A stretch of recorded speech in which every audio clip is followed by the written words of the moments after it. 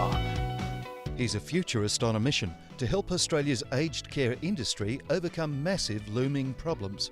His audience, 100 Sydney aged care professionals, all aware a revolution in aged care is inevitable.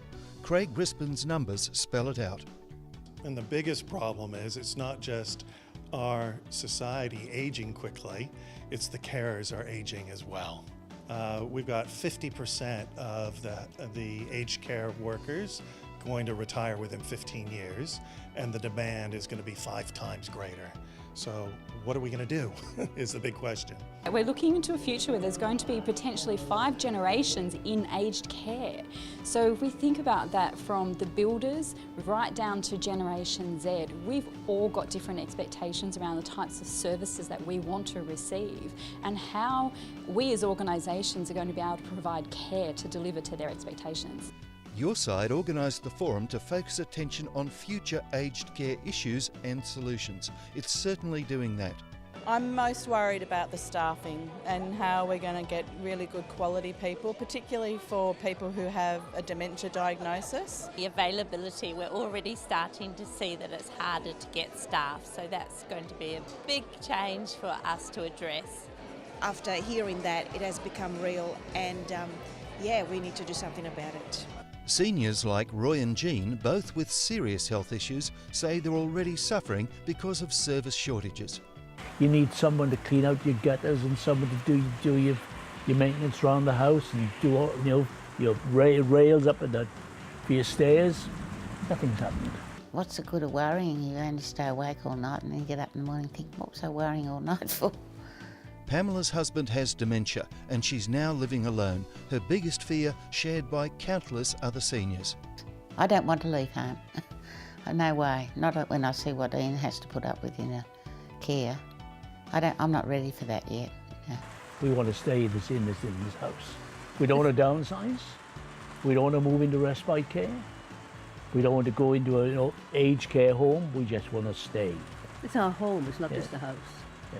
That's the dilemma facing aged care providers. Even if there will be enough beds for the tens of thousands who'll soon be requiring better health care and round-the-clock monitoring, many clients simply don't want to go into formal aged care facilities. The current care model is looking shaky, says Craig, and some providers may not be able to adapt. Some will survive and others will not. It's those that we know that are most willing to change are the ones that will be around. The question is, what could technology do to help you solve this care problem? He believes ingenious new technologies now starting to hit the market, involving robotics and miniature sensors that can be worn by patients, will provide the care and monitoring needed, and even allow seniors to stay in their own homes by themselves if they wish. Imagine being able to pick up all the vitals of all the people that are in home care at any second, at any time. Think about this. How will this change what you could do? You could monitor 1,000 patients simultaneously using this technology. But can we afford the technology? Craig Rispin believes we have to change that model as well. Because this is the future. We don't buy assets any longer. We rent them and give them back when we don't need them anymore. In the future, everything will be on demand, including care. Robotics, that looks really exciting and innovative. I'm really excited about these devices that you can put on your arm and get this continual monitoring of somebody. That is going to be fantastic for the management of diabetes, for example. We've seen the problems and some of the solutions. For many in this room, it's a case of change can't happen quickly enough. I think we're in a prime position right now to be able to influence positively the type of care that all of us are going to be receiving in the future.